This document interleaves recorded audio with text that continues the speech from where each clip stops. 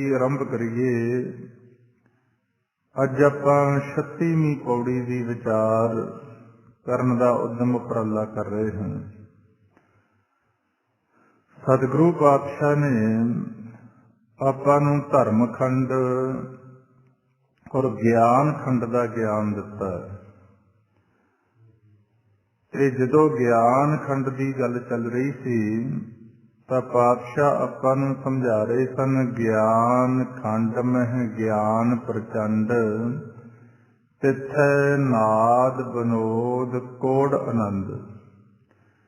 ਕਿ ਇਸ ਖੰਡ ਦੇ ਅੰਦਰ ਜਦੋਂ ਕਿਤੇ ਇਨਸਾਨ ਦੀ ਜਿਹੜਾ ਸੁਰਤ ਹੈ ਉਹ ਪਰਮਾਤਮਾ ਨਾਲ ਜੁੜਦੀ ਹੈ, ਤਿੱਥੈ ਨਾਦ ਬਨੋਦ ਕੋੜ ਆਨੰਦ। ਸਾਡਾ ਮਨ ਨਾਦ ਨਾਲ ਜੁੜ ਕੇ ਅਨੇਕਾਂ ਤਰ੍ਹਾਂ ਦੇ ਉਸ ਮਾਲਕ ਦੇ ਜਿਹੜੇ ਕੌਤਕ ਨੇ ਉਹਨਾਂ ਨੂੰ ਵੇਖਦਾ ਹੋਇਆ ਬ੍ਰਹਮ ਦੇ ਅੰਦਰ ਸਮਾ ਜਾਂਦਾ। ਜਾਗਤ ਅਵਸਥਾ 'ਚ ਆ ਕੇ ਇਹ ਉਹਨੂੰ ਗਿਆਨ ਹੋ ਜਾਂਦਾ ਕਿ ਜੋ ਵੀ ਆ ਮੈਂ ਦੇਖ ਰਿਹਾ ਹਾਂ ਸੰਸਾਰ, ਇਹ ਸੁਪਨੇ ਦੀ ਨਿਆਈ ਹੈ, ਝੂਠਾ।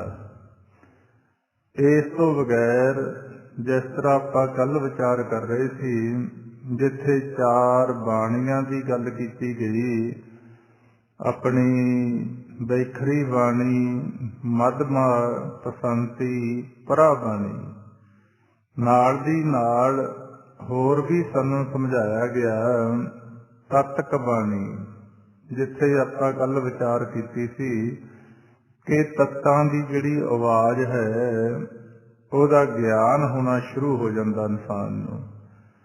ਉਸ ਤੋਂ ਬਾਅਦ ਹੈ ਤ੍ਰੈਗੁਣ ਆਤਮਕ ਬਾਣੀ। ਜਦੋਂ ਅਸੀਂ ਗੁਰਮੰਤਰ ਦਾ ਅਭਿਆਸ ਕਰਦੇ ਕਰਦੇ ਤਿੰਨਾਂ ਤਰ੍ਹਾਂ ਦੇ ਜਿਹੜੇ ਵਿਚਾਰ ਨੇ ਇਹ ਤੋਂ ਸਾਡਾ ਮਨ ਅਤੀਤ ਹੁੰਦਾ, ਸੂਖਮ ਜਿਹੜੀ ਮਾਇਆ ਹੈ ਇਹਨੂੰ ਛੱਡਦਾ, ਤਾਂ ਆਤਮਕ ਬਾਣੀ ਸਾਡੇ ਅੰਦਰੋਂ ਪ੍ਰਗਟ ਹੁੰਦੀ ਆ। ਜਦੋਂ ਉਹਦੇ ਨਾਲ ਇਨਸਾਨ ਦੀ ਸੁਰਤੀ ਜੁੜਦੀ ਤਾਂ ਇਹ ਤਿੰਨੇ ਤਰ੍ਹਾਂ ਦੇ ਜਿਹੜੇ ਵਿਚਾਰ ਨੇ ਇਹ ਤੋਂ ਅਤੀਤ ਹੋ ਜਾਂਦਾ ਮਨ, ਜਿਹਨੂੰ ਤ੍ਰੈ ਗੁਣ ਅਤੀਤ ਆਪਾਂ ਕਹਿੰਦੇ ਹਾਂ। ਇੱਥੋਂ ਉੱਠ ਕੇ ਚੌਥੇ ਪਦ ਦੇ ਅੰਦਰ ਆਪਣਾ ਮਨ ਪਹੁੰਚਣਾ ਸ਼ੁਰੂ ਕਰਦਾ। ਰਜਗੁਣ ਤਮਗੁਣ ਸਤਗੁਣ ਕਹੀਐ, ਇਹ ਤੇਰੀ ਸਭ ਮਾਇਆ, ਚੌਥੇ ਪਦ ਕੋ ਜੋ ਨਰ ਚੀਨੈ, ਤਿੰਨੀ ਪਰਮ ਪਦ ਪਾਇਆ। ਤੇ ਅਗਲੀ ਹੈ ਪ੍ਰਾਕਿਰਤਕ ਬਾਣੀ। ਜੋ ਆ ਪ੍ਰਕਿਰਤੀ ਦੇ ਅੰਦਰ ਬਹੁਤ ਸਾਰੇ ਵਿਸਫੋਟ ਹੋ ਰਹੇ ਨੇ, ਜਿਵੇਂ ਆਪਾਂ ਦੇਖਦੇ ਹਾਂ ਤਾਰੇ ਆਦਿਕ ਟੁੱਟਦੇ ਨੇ, ਹੋਰ ਬਹੁਤ ਕੁਦਰਤ ਦੇ ਰੰਗ ਨੇ। ਇਹ ਪ੍ਰਕਿਰਤੀ ਦੇ ਅੰਦਰ ਜਿਹੜੀਆਂ ਆਵਾਜ਼ਾਂ ਨੇ ਇਹਨੂੰ ਪ੍ਰਕਿਰਤਕ ਬਾਣੀ ਦਾ ਨਾਮ ਦਿੱਤਾ ਗਿਆ। ਤੇ ਇੱਕ ਹੈ ਮਹਤਤਕ ਬਾਣੀ। ਉਹ ਉਸ ਬਾਣੀ ਨੂੰ ਕਹਿੰਦੇ ਨੇ ਜਦੋਂ ਕੋਈ ਇਨਸਾਨ ਮਾਲਕ ਦੀ ਕਿਰਪਾ ਦਾ ਪਾਤਰ ਬਣਦਾ, ਉਹਨੂੰ ਇਲਾਹੀ ਇਲਹਾਮ ਹੋਣੇ ਸ਼ੁਰੂ ਹੁੰਦੇ ਨੇ।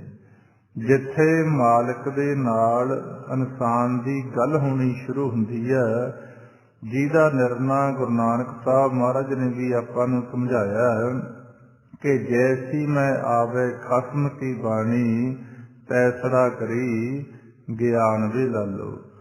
ਉਹ ਜਿਹੜੇ ਇਲਹਾਮ ਨੇ, ਜਿੱਥੇ ਜਾ ਕੇ ਜੀਵ ਦੀ ਪਰਮਾਤਮਾ ਨਾਲ ਗੱਲ ਹੋਣੀ ਸ਼ੁਰੂ ਹੁੰਦੀ ਹੈ, ਜਿਹਨੂੰ ਮਹਾਰਾਜ ਸਮਝਾ ਰਹੇ ਹਨ, ਸੁਨ ਸਮਾਧ ਗੁਫਾ ਤੈ ਆਸਨ, ਕੇਵਲ ਬ੍ਰਹਮ ਪੂਰਨ ਤੈ ਬਸਨ, ਭਗਤ ਸੰਗ ਪ੍ਰਭ ਗੋਸ਼ਟ ਕਰਤ, ਤੈ ਹਰਖ ਨ ਸੋਗ ਨ ਜਨਮ ਨ ਮਰਤ।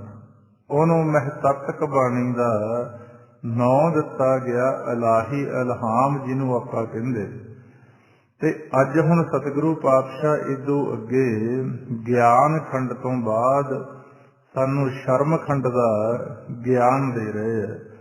ਗਿਆਨ ਖੰਡ ਮਹਿ ਗਿਆਨ ਪ੍ਰਚੰਡ, ਤਿੱਥੈ ਨਾਦ ਬਨੋਦ ਕੋੜ ਆਨੰਦ। ਗਿਆਨ ਖੰਡ ਤੋਂ ਬਾਅਦ ਹੁਣ ਸਮਝਾ ਰਹੇ ਆ ਸ਼ਰਮ ਖੰਡ ਕੀ ਬਾਣੀ ਰੂਪ। ਇੱਥੇ ਵਿਦਵਾਨ ਲੋਕਾਂ ਨੇ ਸ਼ਰਮ ਦੇ ਜਿਹੜੇ ਅਰਥ ਨੇ ਉਹ ਉਪਾਸਨਾ ਕੀਤਾ ਹੈ। ਜਦੋਂ ਕੋਈ ਇਨਸਾਨ ਪਰਮਾਤਮਾ ਦੀ ਉਪਾਸਨਾ ਕਰਦਾ ਹੈ ਤੇ ਉਹਦੇ ਮਨ ਦੇ ਅੰਦਰ ਪਰਮਾਤਮਾ ਦਾ ਭੈ ਬਣਨਾ ਸ਼ੁਰੂ ਹੁੰਦਾ ਹੈ ਤੇ ਉਹ ਫਿਰ ਜਿਹੜੇ ਮਾੜੇ ਕਰਮ ਨੇ ਇਹਨਾਂ ਤੋਂ ਸ਼ਰਮ ਕਰਨੀ ਸ਼ੁਰੂ ਕਰਦਾ, ਲੱਜਾ ਕਰਨੀ ਸ਼ੁਰੂ ਕਰਦਾ। ਜਿਸ ਤਰ੍ਹਾਂ ਪਾਤਸ਼ਾਹ ਆਪਾਂ ਨੂੰ ਹਰ ਰੋਜ਼ ਬਾਣੀ ਅੰਦਰ ਸਮਝਾ ਰਹੇ ਆ ਕਿ ਭਾਈ ਆਪਦੇ ਜੀਵਨ ਦੇ ਅੰਦਰ ਕੋਈ ਐਸਾ ਕਰਮ ਨਾ ਕਰ ਲਿਓ ਜਿਹਦਾ ਕਰਕੇ ਤੁਹਾਨੂੰ ਮਾਲਕ ਦੇ ਦਰਬਾਰ 'ਚ ਸ਼ਰਮਿੰਦਗੀ ਦਾ ਮੂੰਹ ਦੇਖਣਾ ਪਵੇ। ਐਸਾ ਕੰਮ ਮੂਲੇ ਨਾ ਕੀਚੈ ਜਤ ਅੰਤ ਪਛੋਤਾਈਐ। ਸਤਿਗੁਰ ਕਾ ਉਪਦੇਸ਼ ਸੁਣ ਤੂੰ ਹੋਵੇ ਤੇਰੇ ਨਾਲੇ, ਕਹੇ ਨਾਨਕ ਮਨ ਪਿਆਰੀ ਤੂੰ ਸਦਾ ਸੱਚ ਸੰਭਾਲੇ। ਇੱਥੇ ਹੁਣ ਸਮਝਾਇਆ ਜਾ ਰਿਹਾ ਕਿ ਜਿਹੜੇ ਜੀ ਫਿਰ ਬੁਰੇ ਕਰਮਾਂ ਤੋਂ ਲੱਜਾ ਕਰਨੀ ਸ਼ੁਰੂ ਕਰ ਦਿੰਦੇ ਆ, ਉਸ ਮਾਲਿਕ ਦੇ ਉਪਦੇਸ਼ ਨੂੰ ਸੁਣ ਕੇ ਉਹਦੇ ਤੇ ਪਹਿਰਾ ਦੇਣਾ ਸ਼ੁਰੂ ਕਰਦੇ ਆ ਤੇ ਉਹਨਾਂ ਦੀ ਬਾਣੀ ਕਿਹੋ ਜਿਹੀ ਹੋ ਜਾਂਦੀ ਆ, ਸ਼ਰਮ ਖੰਡ ਕੀ ਬਾਣੀ ਰੂਪ। ਉਹਨਾਂ ਦੇ ਉੱਪਰ ਮਾਲਿਕ ਦੀ ਕਿਰਪਾ ਹੋ ਜਾਂਦੀ। ਜਿਸ ਤਰ੍ਹਾਂ ਆਪਾਂ ਪੜ੍ਹਦੇ ਹਾਂ, ਪ੍ਰਭ ਜੀ ਵਸੈ ਸਾਧ ਕੀ ਰਸਨਾ। ਜਿਉਂ ਜਿਉਂ ਇਨਸਾਨ ਪਰਮਾਤਮਾ ਦੀ ਬੰਦਗੀ ਕਰਦਾ ਉਹਦੀ ਰਚਨਾ ਤੇ ਪਰਮਾਤਮਾ ਦਾ ਵਾਸਾ ਹੋਣਾ ਸ਼ੁਰੂ ਹੁੰਦਾ ਹੈ। ਜਿਸ ਤਰ੍ਹਾਂ ਪਰਮਾਤਮਾ ਬਾਰੇ ਆਪਾਂ ਨੂੰ ਸਮਝਾਇਆ, ਮਿੱਠ ਬੋਲੜਾ ਜੀ ਹਰ ਸੱਜਣ ਸੁਆਮੀ ਮੋਰਾ, ਔਰ ਸੰਮਲ ਥੱਕੀ ਜੀ ਉਹ ਕਦੇ ਨਾ ਬੋਲੇ ਕੌਰਾ। ਪਰਮਾਤਮਾ ਦੀ ਕਿਰਪਾ ਵਾਲੇ ਜਿਹੜੇ ਇਨਸਾਨ ਨੇ ਉਹ ਵੀ ਕਿਸੇ ਨੂੰ ਮਾੜਾ ਬਚਨ ਬੋਲਦੇ ਨਹੀਂ, ਕਿਉਂਕਿ ਉਹਨਾਂ ਦੀ ਰਚਨਾ ਦੇ ਉੱਪਰ ਮਾਲਕ ਦਾ ਵਾਸਾ ਦੱਸ ਰਹੀ ਹੈ ਗੁਰਬਾਣੀ। ਇਸੇ ਕਰਕੇ ਉਹ ਜਦੋਂ ਬੋਲਦੇ ਨੇ, ਆਮ ਜਿਹੜੇ ਜੀਵ ਨੇ ਆਪਣੇ ਵਰਗੇ, ਉਹਨਾਂ ਦੇ ਮਨ ਦੇ ਅੰਦਰ ਵੀ ਅੱਛਾ ਗਿਆਨ ਪੈਦਾ ਹੋਣਾ ਸ਼ੁਰੂ ਹੋ ਜਾਂਦਾ। ਉਹਨਾਂ ਦੇ ਮਨ ਦੇ ਅੰਦਰ ਜਿਹੜੀ ਵਿਕਾਰਾਂ ਵਾਲੀ ਮੈਲ ਲੱਗੀ ਹੁੰਦੀ ਆ, ਉਹ ਮਹਾਤਮਾ ਲੋਕਾਂ ਦੇ ਬਚਨ ਸੁਣ ਕੇ ਉਹਨਾਂ ਦੇ ਮਨ ਦੀ ਵੀ ਸਫਾਈ ਹੋਣੀ ਸ਼ੁਰੂ ਹੋ ਜਾਂਦੀ ਹੈ। ਤਾਂ ਪਾਤਸ਼ਾਹ ਸਮਝਾ ਰਹੇ ਹਨ, ਸ਼ਰਮ ਖੰਡ ਕੀ ਬਾਣੀ ਰੂਪ, ਕਿੱਥੇ ਘਾੜਤ ਘੜੀਏ ਬਹੁਤ ਅਨੂਪ। ਜਿੱਥੇ ਕਿਤੇ ਵੀ ਪ੍ਰਮਾਤਮਾ ਦੀ ਬੰਦਗੀ ਵਾਲੇ ਮਹਾਤਮਾ ਉਸ ਮਾਲਿਕ ਦੇ ਉਪਦੇਸ਼ ਨੂੰ ਦੇਣਾ ਕਰਦੇ ਨੇ, ਉੱਥੇ ਮਾੜੇ ਤੋਂ ਮਾੜੇ ਕਰਮ ਕਰਨ ਵਾਲੇ ਜਿਹੜੇ ਲੋਕ ਨੇ ਉਹਨਾਂ ਦੀ ਵੀ ਜਿਹੜੀ ਮਤ ਹੈ ਉਹ ਚੰਗੀ ਘੜੀ ਜਾਂਦੀ ਆ। ਜਿਸ ਤਰ੍ਹਾਂ ਆਪਾਂ ਸਤ ਸੰਗਤ ਦੇ ਵਿੱਚ ਦੇਖਦੇ ਹਾਂ, ਜਦੋਂ ਆਪਾਂ ਜਾਂਦੇ ਉੱਥੇ ਜਾ ਕੇ ਆਪਣੇ ਜਿਹੜੇ ਮਨ ਦੇ ਮਾੜੇ ਵਿਚਾਰ ਹੁੰਦੇ ਨੇ, ਜਦੋਂ ਮਨ ਸਾਡਾ ਕਾਮ ਕ੍ਰੋਧ ਲੋਭ ਮੋਹ ਹੰਕਾਰ ਦੇ ਅਧੀਨ ਹੁੰਦਾ, ਉਦੋਂ ਇਹਦੀ ਬੁਰੀ ਹੁੰਦੀ ਆ ਮਤ, ਦੁਰਮਤ ਜਿਹਨੂੰ ਕਹਿੰਦੇ। ਜਦੋਂ ਫਿਰ ਸਾਨੂੰ ਸੋਝੀ ਆਉਣੀ ਸ਼ੁਰੂ ਹੁੰਦੀ, ਉੱਥੇ ਸਮਝਾਇਆ ਜਾਂਦਾ ਕਿ ਭਾਈ ਦੁਰਮਤ ਨੂੰ ਖਤਮ ਕਰਕੇ ਗੁਰਮਤ ਨੂੰ ਧਾਰਨ ਕਰੋ। ਹੌਲੀ ਹੌਲੀ ਚੱਲਦਿਆਂ ਉਪਦੇਸ਼ ਸੁਣਦਿਆਂ ਸਾਡੀ ਮਾੜੀ ਮਤ ਵੀ ਜਿਹੜੀ ਹੈ ਉਹ ਚੰਗੀ ਬਣਨੀ ਸ਼ੁਰੂ ਹੋ ਜਾਂਦੀ ਹੈ। ਜਿਸ ਤਰ੍ਹਾਂ ਪਾਤਸ਼ਾਹ ਆਪਾਂ ਨੂੰ ਸਮਝਾਉਂਦੇ, ਮਤ ਵਿੱਚ ਰਤਨ ਜਵਾਹਰ ਮਾਣਕ, ਜੇ ਇੱਕ ਗੁਰ ਕੀ ਸਿੱਖ ਸੁਣੀ। ਸਾਡੀ ਮਾੜੀ ਤੋਂ ਮਾੜੀ ਜਿਹੜੀ ਮਤ ਹੈ ਉਹ ਵੀ ਗੁਰੂ ਦੀ ਸਿੱਖਿਆ ਦੇ ਨਾਲ ਰਤਨ ਜਵਾਹਰ ਮਾਣਕ ਬਣ ਜਾਂਦੀ ਹੈ ਤੇ ਅਨੂਪ ਹੋ ਜਾਂਦੀ ਆ। ਅਨੂਪ ਕਹਿੰਦੇ ਨੇ ਜਿਹੜੀ ਚੀਜ਼ ਦੀ ਉਪਮਾ ਨਹੀਂ ਕੀਤੀ ਜਾ ਸਕਦੀ। ਤਾਕੀਆਂ ਗੱਲਾਂ ਕਥੀਆਂ ਨਾ ਜਾਹੇ। ਐਸੇ ਮਹਾਤਮਾ ਲੋਕਾਂ ਦੀ ਮਹਾਰਾਜ ਕਹਿੰਦੇ ਜਿਹੜੀਆਂ ਉਹਨਾਂ ਦੇ ਉਪਦੇਸ਼ ਨੇ, ਕਮਾਏ ਹੋਏ ਬਚਨ ਨੇ, ਬਾਣੀ ਉਚਰੈ ਸਾਧ ਜਨ ਅੰਮਿਓ ਚੱਲਹਿ ਝਰਨੇ। ਕਹਿੰਦੇ ਉਹਨਾਂ ਦੀਆਂ ਗੱਲਾਂ ਕਥੀਆਂ ਨਹੀਂ ਜਾ ਸਕਦੀਆਂ, ਉਹਨਾਂ ਦੇ ਬਚਨਾਂ ਦੀ ਕੋਈ ਕੀਮਤ ਨਹੀਂ ਕਹੀ ਜਾ ਸਕਦੀ, ਕਿਉਂਕਿ ਉੱਤਮ ਸਲੋਕ ਸਾਧ ਕੇ ਬਚਨ। ਸਾਧ ਕੀ ਮਹਿਮਾ ਵੇਦ ਨਾ ਜਾਣੈ, ਜੇਤਾ ਸੁਨੇ ਤੇਤਾ ਪਛਿਆਨੈ। ਜੇ ਕੋ ਕਹੇ ਪਿਛੇ ਪਛਤਾਏ। ਕਹਿੰਦੇ ਜੇ ਕੋਈ ਉਹਨਾਂ ਦੀ ਇਹ ਗੱਲ ਕਰਨੀ ਕਹੇ ਤੇ ਅੰਤ ਕਰਨਾ ਚਾਹੇ ਤਾਂ ਉਹਨੂੰ ਪਛਤਾਉਣਾ ਹੀ ਪੈਂਦਾ। ਕਿੱਥੇ ਘੜੀਏ ਸੁਰਤ ਮਤ ਮਨ ਬੁੱਧ। ਸਤ ਸੰਗਤ ਰੂਪੀ ਸਥਾਨ ਦੇ ਉੱਤੇ ਚੰਗੀ ਸੁਰਤ ਮਤ ਤੇ ਮਨ ਸਾਡੀ ਬੁੱਧ ਘੜੀ ਜਾਂਦੀ ਹੈ। ਕਿੱਥੇ ਘੜੀਏ ਸੁਰਾਂ ਸਿੱਧਾਂ ਕੀ ਸੁਧ, ਇੱਥੇ ਬੈਠ ਕੇ ਦੇਵਤਿਆਂ ਦੀ ਭੇਦ ਆ ਜਾਂਦਾ ਇਨਸਾਨ ਨੂੰ ਕਿ ਕਿੱਥੇ ਜਾ ਕੇ ਸਾਡਾ ਮਨ ਹੈ ਜਿਹੜਾ ਉਹ ਦੇਵਤਾ ਬਣਦਾ, ਕਿੱਥੇ ਜਾ ਕੇ ਸਿੱਧ ਬਣ ਜਾਂਦਾ, ਕਿੱਥੇ ਜਾ ਕੇ ਇਹਨੂੰ ਤ੍ਰਿਭਵਨ ਦੀ ਸੋਝੀ ਆਉਂਦੀ ਆ, ਸੁੱਧ ਆਉਂਦੀ ਹੈ। ਇਹ ਅਰਥ ਕੀਤੇ ਗਏ ਨੇ ਵਿਦਵਾਨਾਂ ਵੱਲੋਂ ਸ਼ਬਦੀ ਅਰਥ ਜਿਨ੍ਹਾਂ ਨੂੰ ਆਪਾਂ ਕਹਿੰਦੇ ਆ। ਪਰ ਜਦੋਂ ਆਪਾਂ ਕਿਸੇ ਮਹਾਤਮਾ ਲੋਕਾਂ ਦੀ ਜਿਹੜੇ ਬਹੁਤ ਪਰਮਾਤਮਾ ਦੀ ਬੰਦਗੀ ਕਰਕੇ ਜਿਨ੍ਹਾਂ ਦਾ ਪ੍ਰੈਕਟੀਕਲ ਹੋ ਜਾਂਦਾ ਹੈ, ਇੱਕ ਤਾਂ ਹੁੰਦਾ ਇਕੱਲਾ ਗਿਆਨ, ਜਿਵੇਂ ਆਪਾਂ ਕਿਤੋਂ ਪੜ੍ਹ ਲਿਆ ਸੁਣ ਲਿਆ ਤੇ ਇਹ ਹੁੰਦਾ ਗਿਆਨ। ਇੱਕ ਹੁੰਦਾ ਅਨੁਭਵ ਦਾ ਗਿਆਨ। ਅਨੁਭਵ ਦਾ ਗਿਆਨ ਹੁੰਦਾ ਰੂਹਾਨੀਅਤ ਦਾ, ਜਿਹਨੂੰ ਆਪਾਂ ਗਿਆਨ ਕਹਿੰਦੇ ਆ। ਪਰਮਾਤਮਾ ਦੀ ਬੰਦਗੀ ਕਰਕੇ ਜਦੋਂ ਪ੍ਰੈਕਟੀਕਲ ਹੋ ਜਾਂਦਾ ਕਿਸੇ ਇਨਸਾਨ ਦਾ, ਉਹ ਜੋ ਵੇਖਦੇ ਆ ਉਹ ਫਿਰ ਅੱਖਰਾਂ ਤੋਂ ਪਰੇ ਦੀ ਗੱਲ ਹੋ ਜਾਂਦੀ ਆ, ਅੱਖਰਾਂ ਦੇ ਗਿਆਨ ਤੋਂ ਪਰੇ ਦੀ ਗੱਲ ਹੋ ਜਾਂਦੀ ਹੈ। ਉੱਥੇ ਹੁਣ ਉਹ ਮਹਾਤਮਾ ਲੋਕ ਇਹ ਸਮਝਾਉਂਦੇ ਨੇ ਕਿ ਸ਼ਰਮ ਖੰਡ ਦੇ ਅੰਦਰ ਸਾਡਾ ਜਿਹੜਾ ਮਨ ਹੈ ਇਹਨੂੰ ਤਿਆਰ ਕੀਤਾ ਜਾਂਦਾ ਹੈ। ਮਨ ਦੀ ਘਾੜਤ ਘੜੀ ਜਾਂਦੀ ਹੈ, ਜਿਹਨੂੰ ਆਪਾਂ ਗੁਰਬਾਣੀ 'ਚ ਪੜ੍ਹਦੇ ਹਾਂ, ਇਹ ਮਨ ਕਰਮਾ, ਇਹ ਮਨ ਧਰਮਾ, ਇਹ ਮਨ ਪੰਚ ਤਤ ਤੇ ਜਨਮਾ। ਜਿਵੇਂ ਸਾਡਾ ਸਰੀਰ ਹੈ, ਇਹਦਾ ਜਿਹੜਾ ਆਕਾਰ ਤਿਆਰ ਹੁੰਦਾ ਪੰਜ ਤੱਤਾਂ ਤੋਂ ਹੁੰਦਾ, ਪੌਣ, ਪਾਣੀ, ਧਰਤੀ, ਅਗਨ ਤੇ ਆਕਾਸ਼। ਪੌਣ, ਪਾਣੀ, ਅਗਨ, ਧਰਤੀ, ਆਕਾਸ਼, ਇਹ ਦਿਖਾਈ ਦਿੰਦੇ ਨੇ ਜਿਹੜੇ ਆਪਾਂ ਨੂੰ ਤੱਤ ਨੇ। ਮਾਤਾ ਪਿਤਾ ਦੇ ਸੰਯੋਗ ਦੁਆਰਾ ਤਿਆਰ ਹੁੰਦਾ। ਤੇ ਜਿਹੜਾ ਸਾਡਾ ਮਨ ਹੈ ਇਹ ਪੰਜ ਸੂਖਮ ਤੱਤਾਂ ਤੋਂ ਤਿਆਰ ਕੀਤਾ ਜਾਂਦਾ। ਇਹ ਮਨ ਕਰਮਾ, ਇਹ ਮਨ ਧਰਮਾ, ਇਹ ਮਨ ਪੰਚ ਤਤ ਤੇ ਜਨਮ। ਉਹ ਇਹ ਸਮਝਾਉਂਦੇ ਕਿ ਸ਼ਰਮ ਖੰਡ ਦੇ ਅੰਦਰ ਫਿਰ ਸਾਡੇ ਇਹ ਮਨ ਦਾ ਜਿਹੜਾ ਸਰੂਪ ਹੈ ਇਸ ਨੂੰ ਤਿਆਰ ਕਰਕੇ ਤੇ ਇਹਨੂੰ ਫਿਰ ਸਾਰਾ ਗਿਆਨ ਦਿੱਤਾ ਜਾਂਦਾ ਹੈ। ਕਿਉਂਕਿ ਜਦੋਂ ਆਪਾਂ ਗਹਿਰਾਈ ਦੇ ਅੰਦਰ ਜਾ ਕੇ ਗੁਰੂ ਗ੍ਰੰਥ ਸਾਹਿਬ ਦੀ ਬਾਣੀ ਪੜ੍ਹਦੇ ਹਾਂ, ਇਹਦੇ ਸਾਨੂੰ ਇੰਨਾ ਕੁ ਭੇਜ ਦਿੱਤਾ ਗਿਆ ਕਿ ਸਾਡੇ ਜਨਮ ਤੋਂ ਪਹਿਲਾਂ ਜੋ ਅਕਾਲ ਪੁਰਖ ਵਾਹਿਗੁਰੂ ਨਿਰੰਕਾਰ ਨੇ ਸਾਨੂੰ ਗਿਆਨ ਦੇ ਕੇ ਭੇਜਿਆ, ਉਹ ਵੀ ਪਾਤਸ਼ਾਹ ਨੇ ਗੁਰਬਾਣੀ 'ਚ ਬੜਾ ਸੌਖੇ ਤਰੀਕੇ ਨਾਲ ਸਾਨੂੰ ਸਮਝਾਇਆ। ਅਸੀਂ ਆਪਣੇ ਸਵਾਸਾਂ ਦੀ ਪੂੰਜੀ ਦੇ ਨਾਲ ਜ਼ਿੰਦਗੀ ਦਾ ਸਫ਼ਰ ਕਿਵੇਂ ਕਰਨਾ, ਆਪਦੀ ਮੰਜ਼ਿਲ ਤੇ ਪਹੁੰਚੀਏ, ਇਹ ਗਿਆਨ ਦੀ ਬਾਣੀ ਅੰਦਰ ਬੜਾ ਖੋਲ ਕੇ ਸਮਝਾਇਆ ਗਿਆ। ਇਨਸਾਨ ਦੇ ਮਰਨ ਤੋਂ ਬਾਅਦ ਮਨਮੁਖ ਦੀ ਕੈਸੀ ਦਸ਼ਾ ਹੈ, ਗੁਰਮੁਖਾਂ ਦੇ ਮਰਨ ਤੋਂ ਬਾਅਦ ਕਿਹੋ ਜਿਹਾ ਆਨੰਦ ਹੈ, ਇਹ ਵੀ ਬੜਾ ਖੋਲ ਕੇ ਗੁਰਬਾਣੀ ਦੇ ਅੰਦਰ ਸਮਝਾਇਆ ਗਿਆ। ਹੁਣ ਇੱਥੇ ਮਹਾਰਾਜ ਸਮਝਾ ਰਹੇ ਹਨ ਸ਼ਰਮ ਖੰਡ ਕੀ ਬਾਣੀ ਰੂਪ। ਕਹਿੰਦੇ ਦੇਖੋ ਕੈਸੀ ਅਚਰਜ ਖੇਲ ਹੈ, ਜਿੱਥੇ ਸਾਡਾ ਇਹ ਮਨ ਦੀ ਘਾੜਤ ਘੜੀ ਜਾਂਦੀ ਹੈ।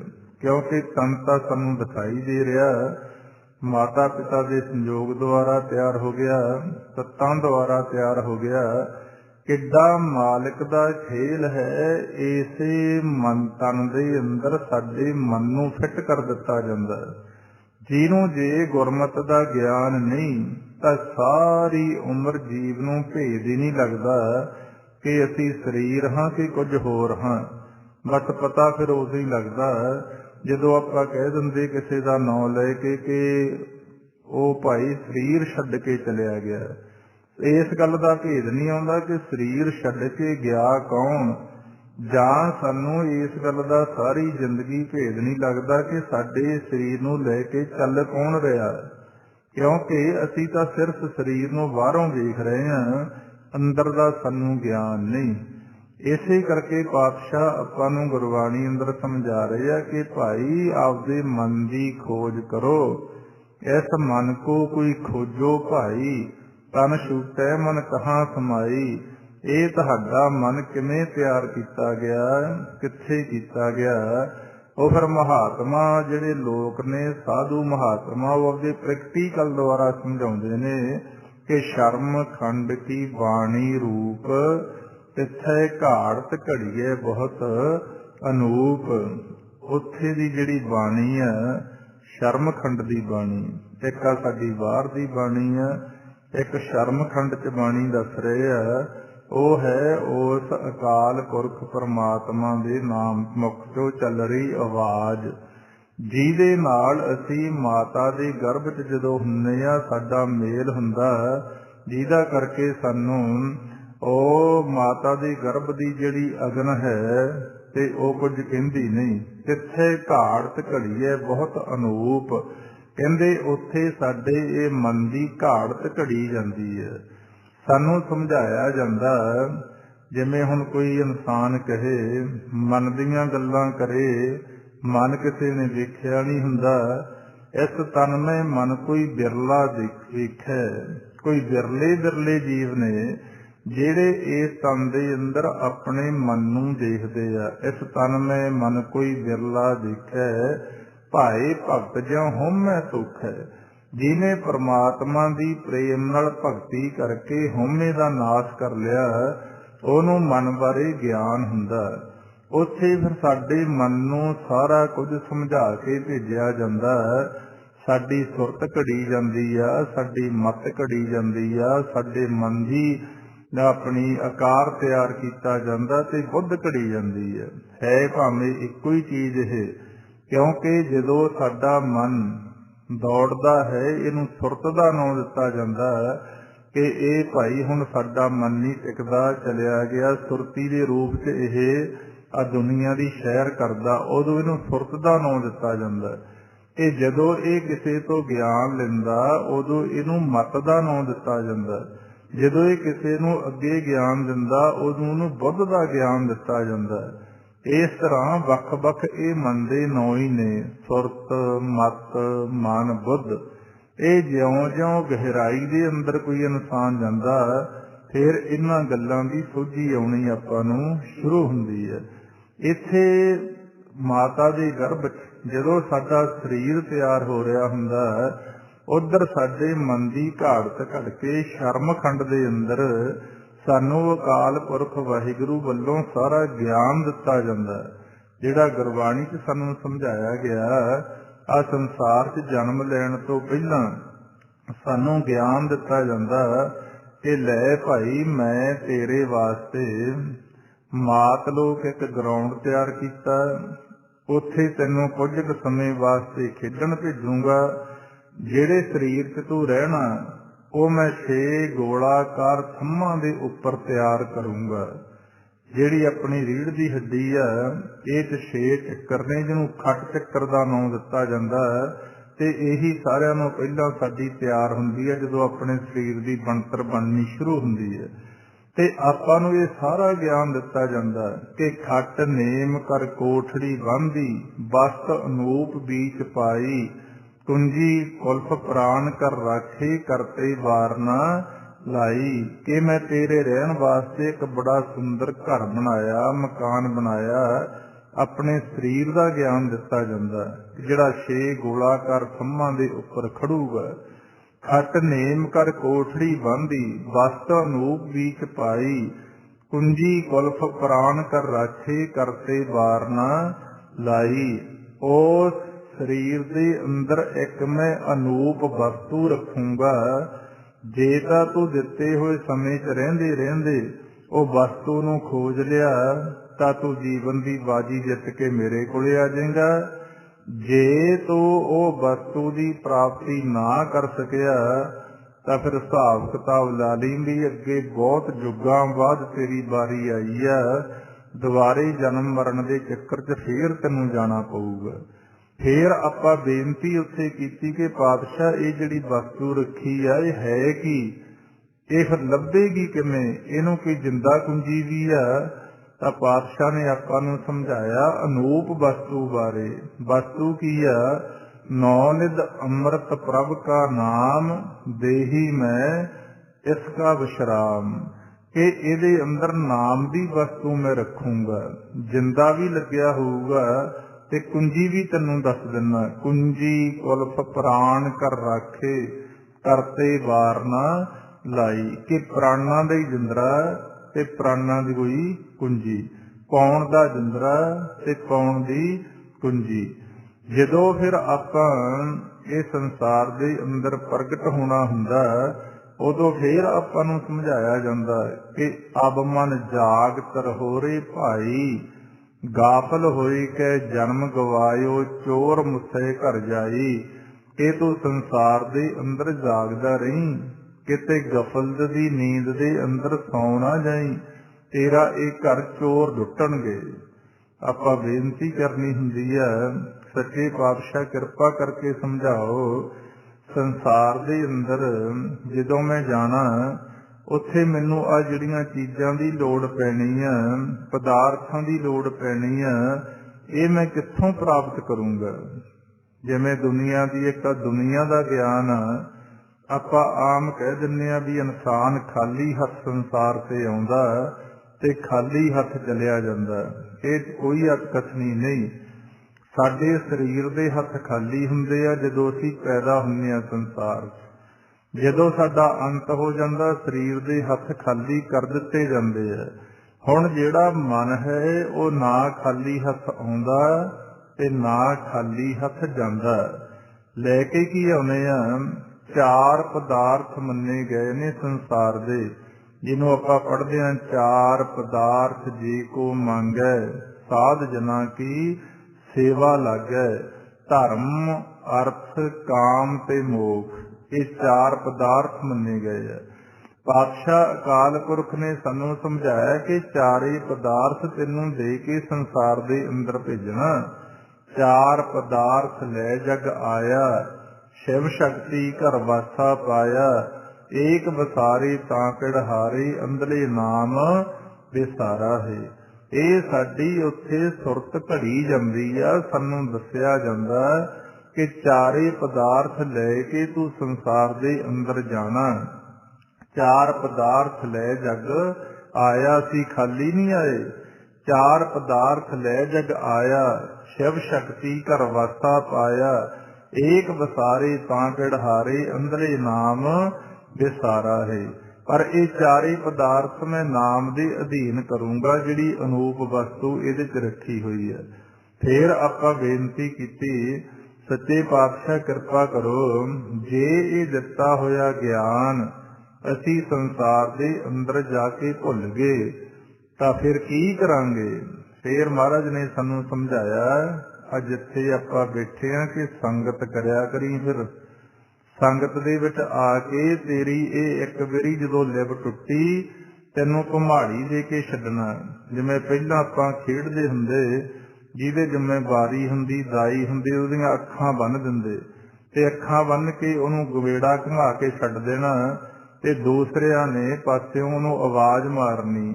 ਜਿਹੜਾ ਤਾਂ ਖਿਡਾਰੀ ਹੁੰਦਾ ਅਣਜਾਣ, ਉਹ ਤਾਂ ਕਿਤੇ ਉੱਧਰ ਨੂੰ ਭੱਜਦਾ, ਕਿਤੇ ਉੱਧਰ ਨੂੰ ਭੱਜਦਾ। ਜਿਹੜਾ ਥੋੜਾ ਜਿਹਾ ਗਿਆਨਵਾਨ ਹੁੰਦਾ, ਉਹਨੇ ਸਹਿ ਲਾ ਕੇ ਖੜੇ ਜਾਣਾ ਟਿਕ ਕੇ। ਜਦੋਂ ਨੇੜੇ ਜੇ ਹੋ ਕੇ ਕਿਸੇ ਨੇ ਆਵਾਜ਼ ਮਾਰਨੀ ਤੇ ਉਹਦੀ ਆਵਾਜ਼ ਦਾ ਪਿੱਛਾ ਕਰਕੇ ਉਹਨੂੰ ਹੱਥ ਲਾ ਦੇਣਾ।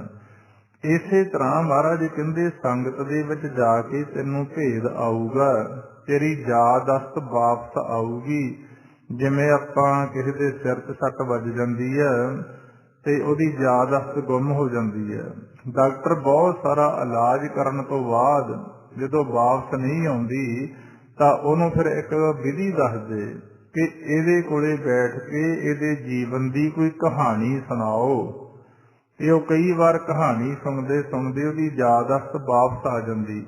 ਇਸੇ ਤਰ੍ਹਾਂ ਹੁਣ ਜਿਹੜੀਆਂ ਸਾਨੂੰ ਮਾਲਕ ਨੇ ਸਿੱਖਿਆ ਦੇ ਕੇ ਭੇਜੀ ਆ, ਸਾਡੀ ਸੁਰਤ ਘੜ ਕੇ ਭੇਜੀ ਆ, ਉਹ ਅਸੀਂ ਭੁੱਲ ਗਏ।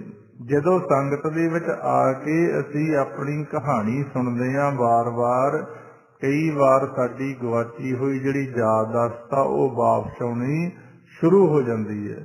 ਪਾਤਸ਼ਾਹ ਨੇ ਸਾਨੂੰ ਸਮਝਾਇਆ ਕਿ ਤੁਹਾਡੇ ਇਸ ਸਰੀਰ ਦੇ ਅੰਦਰ ਵਸਤੂ ਰੱਖੀ ਆ ਅਨੂਪ, ਖਟ ਨੇਮ ਕਰ ਕੋਠੜੀ ਬੰਨ੍ਹਦੀ, ਵਸਤ ਅਨੂਪ ਗੀਚ ਪਾਈ। कुंजी कुल्फ प्राण कर रखे करते बार न लाई।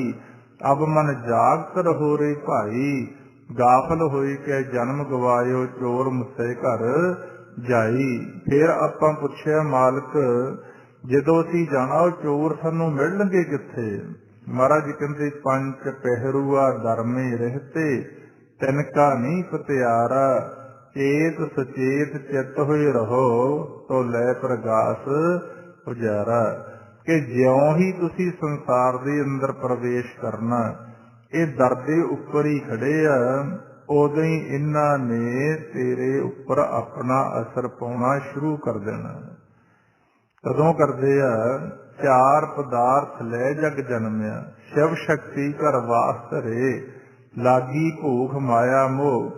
ज्यों ही असी माता दे गर्भ तो बाहर आए, लिव टुटी, भुख लगी, संसार दे पदार्थां नाल साडा जोड़ हो गया ते असी वो नाम पदार्थ नूं भुलना शुरू कर दिंदे हां। इत्थे हुण शर्म खंड दे अंदर सानू ये सारा ज्ञान दिता जांदा है। जिथे साडे मन की बनतर तैयार की जाती है, ये मन कर्मा, ये मन धर्मा, ये मन पंच तत ते जन्म। हुण जिहड़े जीव तां इस गल नूं संगत दे विच आके गुरु दी मत द्वारा याद करके मेहनत कर लैंदे आ, ਉਹ ਤਾਂ ਫਿਰ ਆਪਣੇ ਜੀਵਨ ਦੀ ਬਾਜੀ ਜਾਂਦੇ ਆ ਜਿੱਤ। ਤੇ ਜਿਹੜੇ ਫਿਰ ਸਾਰੀ ਜ਼ਿੰਦਗੀ ਭੁੱਲੇ ਹੀ ਰਹਿੰਦੇ ਆ, ਤਾਂ ਹੀ ਮਹਾਰਾਜ ਨੇ ਕਿਹਾ ਨਾ, ਪੰਥਾ ਪ੍ਰੇਮ ਨਾ ਜਾਣਈ ਭੁੱਲੀ ਫਿਰੈ ਗਵਾਰ। ਨਾਨਕ ਹਰਿ ਵਿਸਰਾਏ ਕੈ ਪਾਉਂਦੇ ਨਰਕ ਅੰਧਿਆਰ। ਪਰ ਬਹੁਤ ਥੋੜੇ, ਨਹੀਂ ਤਾਂ ਸੰਸਾਰ ਦੀ ਹਾਲਤ ਐਸੀ ਹੈ, ਜ਼ਿਆਦਾਤਰ ਜੀਵਾਂ ਨੂੰ ਸਾਰੀ ਜ਼ਿੰਦਗੀ ਆਪਣੇ ਆਪ ਦੀ ਪਛਾਣ ਹੀ ਨਹੀਂ ਆਉਂਦੀ। ਪਤਾ ਹੀ ਨਹੀਂ ਲੱਗਦਾ ਕਿ ਮੈਂ ਸੰਸਾਰ 'ਚ ਆਇਆ ਕੀ ਕਰਨ। ਇਸੇ ਜ਼ਿੰਦਗੀ, ਇਸੇ ਧਿਆਨ 'ਚ ਸਾਰੀ ਜ਼ਿੰਦਗੀ ਲੰਘ ਜਾਂਦੀ ਆ ਕਿ ਮੈਂ ਆਪਦੇ ਪਰਿਵਾਰਾਂ ਦੀ ਖਾਤਰ, ਮੈਂ ਆਪਣੇ ਧੀਆਂ ਪੁੱਤਾਂ ਦੀ ਖਾਤਰ। ਇਹ ਨਹੀਂ ਗੁਰੂ ਨਾਨਕ ਦੇ ਘਰ ਨੇ ਹਟਾਇਆ ਕਿ ਕਿਰਤ ਨਹੀਂ ਕਰਨੀ, ਪਰ ਸਾਰਾ ਸਮਾਂ ਇੱਕ ਤਰਫਾ ਹੀ ਕਰ ਦੇਣਾ, ਸੰਸਾਰ ਦੇ ਲਈ ਸਾਰਾ ਸਮਾਂ ਲੰਘਾ ਦੇਣਾ। ਨਿਰੰਕਾਰ ਪਰਮਾਤਮਾ ਦੀ ਯਾਦ 'ਚ ਕਿਤੇ ਬੈਠ ਕੇ ਯਤਨ ਹੀ ਨਹੀਂ ਕੀਤਾ ਕਿ ਜਿਹਦੇ ਕੋਲੇ ਅਸੀਂ ਜਾਣਾ ਜਾਂ ਜਿਹਨੇ ਸਾਨੂੰ ਭੇਜਿਆ। ਘੱਲੇ ਆਵੇ ਨਾਨਕਾ ਸੱਦੇ ਉੱਠੀ ਜਾਹੇ। ਬਈ ਉਸ ਪਰਮਾਤਮਾ ਦੀ ਯਾਦ 'ਚ ਬਹਿ ਕੇ ਕਿਤੇ ਸਿੱਖ ਲਈਏ ਕਿਵੇਂ ਜੁੜਨਾ।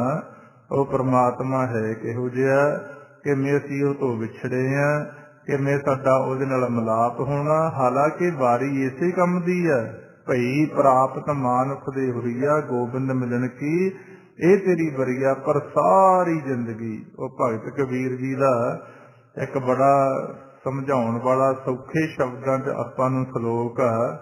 ਉਹ ਕਹਿੰਦੇ, ਕਬੀਰ ਗਹਿ ਗਚ ਪਰਿਓ ਕਟੰਬ ਕੈ, ਕੰਠੇ ਰਹਿ ਗਿਓ ਰਾਮ।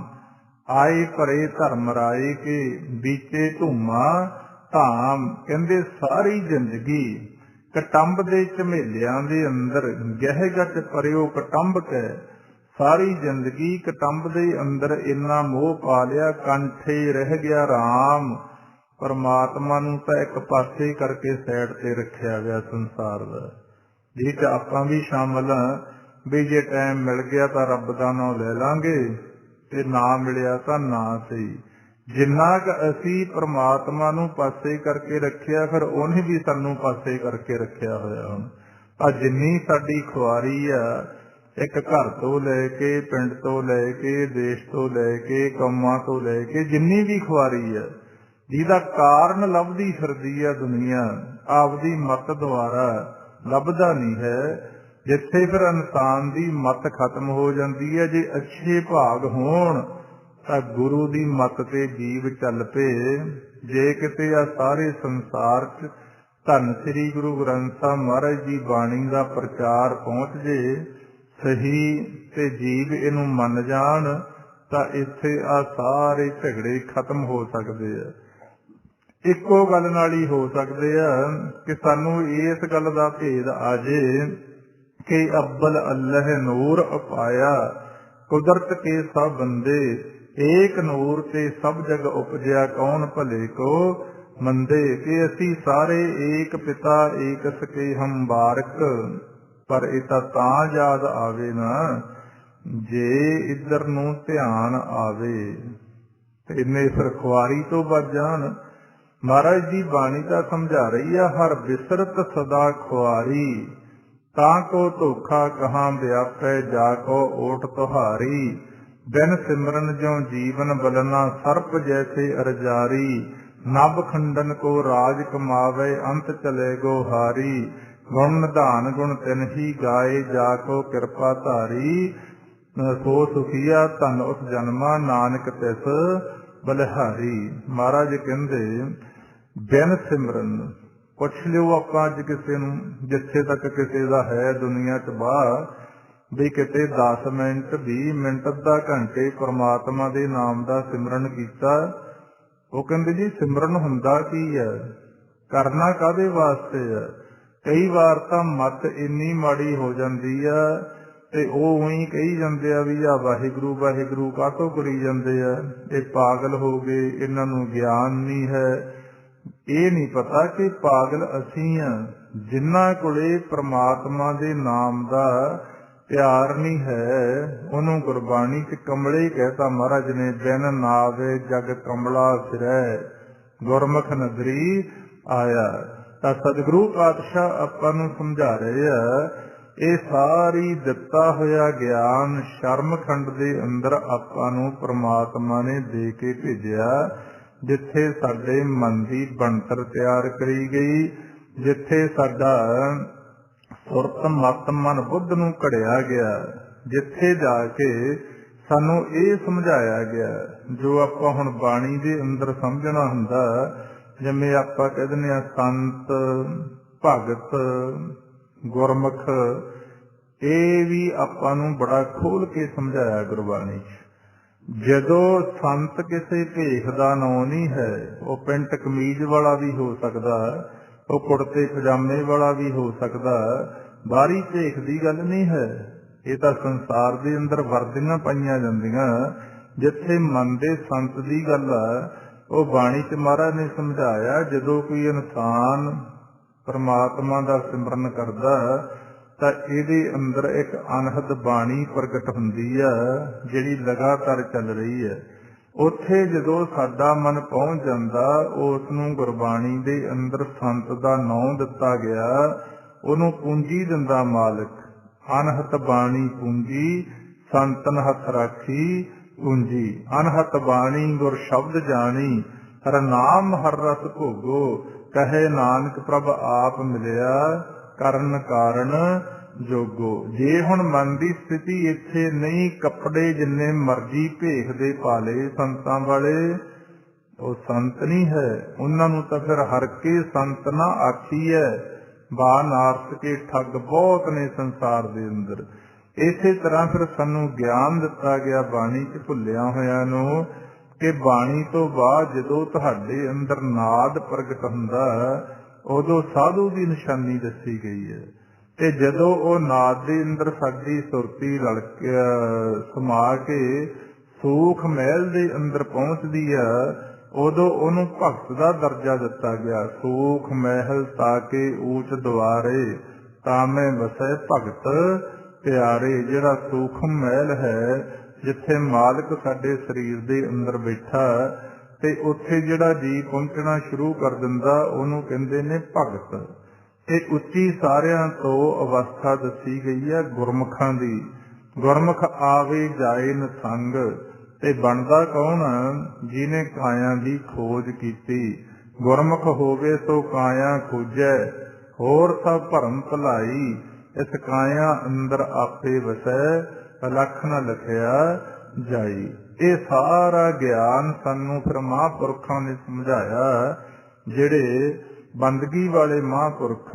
ਨਹੀਂ ਤਾਂ ਹੋਰ ਹੀ ਗੱਲਾਂ ਕਰੀ ਜਾਂਦੇ ਨੇ। ਅੱਜ ਦੇ ਸੰਸਾਰ 'ਚ ਆਪਾਂ ਵੇਖਿਆ ਨਾ ਕੋਈ ਪਰਮਾਤਮਾ ਦੀ ਗੱਲ, ਤੇ ਬਹੁਤਿਆਂ ਤੋਂ ਤਾਂ ਸਿਆਸਤੀ ਨਹੀਂ ਲੋਟ ਆਉਂਦੀ, ਜੇ ਇੱਕ ਦੂਜੇ ਦੀ ਨਿੰਦਿਆ ਕਰੀ ਜਾਂਦੇ ਆ। ਤੇ ਉਹਨਾਂ ਨੇ ਫਿਰ ਸਮਝਾਇਆ, ਕਹਿੰਦੇ ਜਿਉਂ ਜਿਉਂ ਜੀਵ ਇਹ ਗਹਿਰਾਈ ਦੇ ਅੰਦਰ ਜਾਂਦਾ, ਉਹ ਸਾਰਾ ਭੇਦ ਆਉਣਾ ਸ਼ੁਰੂ ਹੋ ਜਾਂਦਾ ਕਿ ਹੁਣ ਸਾਡਾ ਮਨ ਇੱਥੇ ਜਾ ਕੇ ਸੰਤ ਪਦਵੀ ਤੇ ਪਹੁੰਚ ਜਾਂਦਾ। ਇੱਥੇ ਭਗਤ, ਇੱਥੇ ਸਾਧੂ ਤੇ ਇੱਥੇ ਗੁਰਮੁਖ। ਕਿੱਥੇ ਘੜੀਐ ਸੁਰਾਂ ਸਿੱਧਾਂ ਕੀ ਸੁਧ। ਹੁਣ ਜਿਹੜੇ ਇੱਥੋਂ ਦੀ ਪਹੁੰਚ ਵਾਲੇ ਆ, ਮਹਾਰਾਜ ਕਹਿੰਦੇ ਉਹਨਾਂ ਦੀਆਂ ਗੱਲਾਂ ਕੋਈ ਕੀ ਕਰ ਸਕਦਾ। ਤਾਂ ਕੀਆਂ ਗੱਲਾਂ ਕਥੀਆਂ ਨਾ ਜਾਹੇ, ਕਿਉਂਕਿ ਜਿਸ ਤਰ੍ਹਾਂ ਪਰਮਾਤਮਾ ਦਾ ਭੇਦ ਨਹੀਂ ਆ ਸਕਦਾ, ਇਸੇ ਤਰ੍ਹਾਂ ਬਾਣੀ ਚ ਮਹਾਰਾਜ ਨੇ ਸਾਧੂਆਂ ਸੰਤਾਂ ਭਗਤਾਂ ਦੀ ਬੜੀ ਵਡਿਆਈ ਕੀਤੀ ਆ। ਸਾਧ ਕੀ ਮਹਿਮਾ ਭੇਦ ਨਾ ਜਾਣੈ, ਜੇਤਾ ਸੁਣੇ ਤੇਤਾ ਬਖਿਆਨੈ। ਇੱਕ ਜਗ੍ਹਾ ਤਾਂ ਮਹਾਰਾਜ ਨੇ ਸੰਤ ਨੂੰ ਆਪਦੀ ਮੂਰਤੀ ਕਹਿਤਾ ਗੁਰਬਾਣੀ। ਹਰ ਕਾ ਸੰਤ ਹਰ ਕੀ ਹਰ ਮੂਰਤ, ਜਿਸ ਹਿਰਦੇ ਹਰ ਨਾਮ ਮੁਰਾਰ। ਜਿਨ੍ਹਾਂ ਦੇ ਹਿਰਦੇ ਚ ਉਸ ਮਾਲਕ ਦਾ ਨਾਮ ਵਸ ਗਿਆ, ਉਹਨਾਂ ਨੂੰ ਪਰਮਾਤਮਾ ਦੀ ਮੂਰਤੀ ਕਹਿਤਾ। ਹਰ ਕਾ ਸੰਤ ਹਰ ਕੀ ਹਰ ਮੂਰਤ। ਇੱਕ ਜਗ੍ਹਾ ਇਹ ਵੀ ਪਾਤਸ਼ਾਹ ਨੇ ਵਡਿਆਈ ਬਖਸ਼ੀ। ਇੱਕ ਸਵਾਲ ਹੈ ਪੰਕਤੀ ਦੇ ਅੰਦਰ ਕਿ ਜਿਨ੍ਹਾਂ ਨਾ ਵਿਸਰੈ ਨਾਮ ਸੇ ਕਨੇਹਿਆ, ਬਈ ਜਿਨ੍ਹਾਂ ਨੂੰ ਪਰਮਾਤਮਾ ਦਾ ਨਾਮ ਨਹੀਂ ਭੁੱਲਦਾ ਕਿਹੋ ਜਿਹੇ ਆ। ਅਗਲੀ ਪੰਕਤੀ ਚ ਪਾਤਸ਼ਾਹ ਨੇ ਜਵਾਬ ਦਿੱਤਾ, ਕਹਿੰਦੇ ਭੇਦ ਨਾ ਜਾਣੋ ਮੂਲ ਸਾਈਂ ਜਿਹਾ। ਉਹਨਾਂ ਤੇ ਮਾਲਕ ਚ ਕੋਈ ਫਰਕ ਨਹੀਂ ਰਹਿ ਜਾਂਦਾ। ਜਿਵੇਂ ਪਰਮਾਤਮਾ ਦੀਆਂ ਗੱਲਾਂ ਨਹੀਂ ਕੀਤੀਆਂ ਜਾ ਸਕਦੀਆਂ, ਉਹਦਾ ਅੰਤ ਨਹੀਂ ਪਾਇਆ ਜਾ ਸਕਦਾ, ਉਸ ਦੇ ਪਿਆਰਿਆਂ ਦਾ ਵੀ ਨਹੀਂ ਪਾਇਆ ਜਾਂਦਾ। ਕਿਉਂਕਿ ਮਹਾਰਾਜ ਨੇ ਬਹੁਤ ਵਡਿਆਈ ਬਖਸ਼ੀ ਹੈ ਗੁਰਬਾਣੀ। ਮੇਰੀ ਬੰਦੀ ਭਗਤ ਛਡਾਵੈ, ਬੰਦੇ ਭਗਤ ਨਾ ਛੂਟੈ ਮੋਹੈ। ਮਹਾਰਾਜ ਕਹਿੰਦੇ ਸਾਡੀ ਕੋਈ ਗੱਲ ਰੋਕੀ ਹੋਈ ਮੇਰੇ ਭਗਤ ਖੋਲ ਸਕਦੇ ਆ, ਪਰ ਜੇ ਉਹ ਕੋਈ ਵਚਨ ਕਰ ਦੇਣ ਤਾਂ ਅਸੀਂ ਉਹਨੂੰ ਖੋਲ ਨਹੀਂ ਸਕਦੇ। ਇਸ ਤਰ੍ਹਾਂ ਫਿਰ ਇੱਥੇ ਮਹਾਰਾਜ ਸਮਝਾ ਰਹੇ ਆ, ਤਾਕੀਆਂ ਗੱਲਾਂ ਕਥੀਆਂ ਨਾ ਜਾਹੇ, ਜੇ ਕੋ ਕਹੈ ਪਿੱਛੇ ਪਛਤਾਏ। ਜੇ ਕੋਈ ਕਰਨੀਆਂ ਚਾਹੁੰਦਾ ਉਹਦੇ ਪੱਲੇ ਤਾਂ ਪਛਤਾਵਾ ਹੀ ਰਹਿ ਜਾਂਦਾ।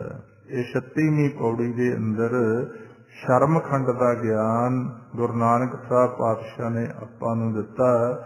ਦੁਨੀਆਦਾਰੀ ਚ ਉਪਾਸਨਾ ਕਰਨ ਵਾਲੇ ਮਹਾਤਮਾ ਦੀਆਂ ਗੱਲਾਂ ਦੱਸੀਆਂ ਗਈਆਂ, ਤੇ ਜਦੋਂ ਗਹਿਰਾਈ ਚ ਆਪਾਂ ਕਿਸੇ ਮਹਾਤਮਾ ਲੋਕ ਜਿਹੜੇ ਬੰਦਗੀ ਵਾਲੇ ਪ੍ਰੈਕਟੀਕਲ ਵਾਲੇ ਆ, ਉਹਨਾਂ ਨੇ ਹੋਰ ਗਹਿਰਾਈ ਚ ਜਾ ਕੇ ਦੇਖਿਆ। ਕਿਉਂ ਜਿਉ ਦੇਖਿਆ ਉਹ ਸਾਧੂ ਜਨ ਬੋਲਦੇ ਆ। ਇੱਕ ਪੜ੍ਹਿਆ ਸੁਣਿਆ ਦੇਖ ਕੇ ਕਰਨੀ ਹੁੰਦੀ ਗੱਲ, ਇੱਕ ਉਹ ਮਹਾਤਮਾ ਸੰਤ ਲੋਕ ਨੇ ਜਿਨ੍ਹਾਂ ਨੇ ਪ੍ਰੈਕਟੀਕਲ ਕਰਕੇ ਦੇਖ ਕੇ ਕਰਨੀ ਗੱਲ ਹੁੰਦੀ। ਤੇ ਉਹਨਾਂ ਨੇ ਇਹ ਸਮਝਾਇਆ ਕਿ ਸ਼ਰਮਖੰਡ ਦੇ ਅੰਦਰ ਤੇ ਸਾਡੇ ਇਸ ਮਨ ਦੇ ਤੱਤਾਂ ਮਨ ਦਾ ਸਰੂਪ ਤਿਆਰ ਕੀਤਾ ਜਾਂਦਾ। ਇਹ ਮਨ ਕਰਮਾ, ਇਹ ਮਨ ਧਰਮਾ, ਇਹ ਮਨ ਪੰਚ ਤੱਤ ਤੇ ਜਨਮ। ਤੇ ਉੱਥੇ ਇਹ ਸਾਰੀ ਸ਼ਰਮਖੰਡ ਦੇ ਅੰਦਰ ਬਣਤਰ ਤਿਆਰ ਕੀਤੀ ਜਾਂਦੀ ਹੈ। ਤਿੱਥੈ ਘਾੜਤ ਘੜੀਏ ਬਹੁਤ ਅਨੂਪ। ਮਨ ਦੀ ਹੁਣ ਕਿਹੋ ਜਿਹੀ ਘਾੜਤ ਆ। ਇਸੇ ਸਰੀਰ ਦੇ ਅੰਦਰ ਹੀ ਦੇਖੋ ਮਾਲਕ ਨੇ ਸੂਖਮ ਮੂਰਤ ਨਾਮ ਨਿਰੰਜਨ ਕਾਇਆ ਕਾ ਆਕਾਰ, ਕਿਵੇਂ ਸਾਡੇ ਉੱਪਰ ਆ ਕਾਇਆ ਦਾ ਆਕਾਰ ਦੇਤਾ। ਤੇ ਇਹ ਅਨੂਪ ਹੀ ਗੱਲਾਂ ਨੇ ਉਸ ਮਾਲਕ ਦੀਆਂ। ਇਸ ਕਰਕੇ ਸੋਝੀ ਤਾਂ ਆਵੇਗੀ ਜੇ ਮਾਲਕ ਦੀ ਬੰਦਗੀ ਕਰਕੇ ਕੋਈ ਇਨਸਾਨ ਇਹਨਾਂ ਚੀਜ਼ਾਂ ਤੱਕ ਜਿੰਨੀ ਕੁ ਪਹੁੰਚ ਕਰਦਾ ਚੱਲੇਗਾ, ਤੇ ਉਨਾ ਕੁ ਸਾਨੂੰ ਮਾਲਕ ਦੀ ਕਿਰਪਾ ਦੇ ਨਾਲ ਹੋਰ ਗਿਆਨ ਦੇ ਅੰਦਰ ਵਾਧਾ ਹੁੰਦਾ ਜਾਏਗਾ। ਪ੍ਰਭ ਕੇ ਸਿਮਰਨ ਗਿਆਨ ਧਿਆਨ ਤਤ ਬੁੱਧ। ਇਸ ਕਰਕੇ ਜ਼ਰੂਰੀ ਆ ਗਿਆਨ ਦੇ ਨਾਲ ਨਾਲ ਪਰਮਾਤਮਾ ਦਾ ਸਿਮਰਨ ਬੰਦਗੀ ਕਰਨੀ, ਪ੍ਰੈਕਟੀਕਲ ਕਰਨਾ। ਆਓ ਫਿਰ ਆਪਾਂ 10-15 ਮਿੰਟ ਹੁਣ ਗੁਰਮੰਤਰ ਦਾ ਅਭਿਆਸ ਕਰੀਏ। ਜਦੋਂ ਅਭਿਆਸ ਕਰਨਾ, ਖਿਆਲ ਰੱਖਣਾ, ਇੱਕ ਤਾਂ ਨੇਤਰ ਨਾ ਸਾਡੇ ਖੁੱਲਣ, ਕਿਉਂਕਿ ਮਨ ਦੌੜ ਜਾਂਦਾ ਉਦੋਂ। ਤੇ ਜਦੋਂ ਆਪਾਂ ਵਾਹੇ ਬੋਲਣਾ, ਧਿਆਨ ਪਾਉਣ ਸਵਾਸ ਰਾਹੀਂ ਅੰਦਰ ਲਿਜਾਣ ਦੀ ਕੋਸ਼ਿਸ਼ ਕਰਨੀ ਆ। ਤੇ ਥੋੜਾ ਜਿਹਾ ਰੁਕ ਕੇ ਜਦੋਂ ਗੁਰੂ ਉੱਪਰ ਨੂੰ ਸਾਹ ਆਉਂਦਾ ਗੁਰੂ ਬੋਲਣਾ, ਤੇ ਆਪਣੀ ਆਵਾਜ਼ 'ਚ ਮਗਨ ਹੋਣ ਦਾ ਯਤਨ ਕਰਨਾ ਹੁੰਦਾ। ਜਦੋਂ ਆਪਣੀ ਆਵਾਜ਼ 'ਚ ਸਾਡੀ ਸੁਰਤੀ ਜੁੜ ਗਈ, ਸਾਨੂੰ ਸਮਾਂ ਵੀ ਭੁੱਲ ਜਾਊਗਾ ਤੇ ਸਾਡੇ ਵਿਚਾਰ ਵੀ ਰੁਕ ਜਾਣਗੇ। ਇਹ ਜ਼ਰੂਰੀ ਹੈ ਪ੍ਰੈਕਟੀਕਲ। ਹਾਂਜੀ, ਕਰੋ ਜੀ ਸ਼ੁਰੂ। ਵਾਹਿਗੁਰੂ ਵਾਹਿਗੁਰੂ ਗੁਰੂ ਵਾਹਿਗੁਰੂ ਵਾਹਿਗੁਰੂ ਵਾਹਿਗੁਰੂ ਵਾਹਿਗੁਰੂ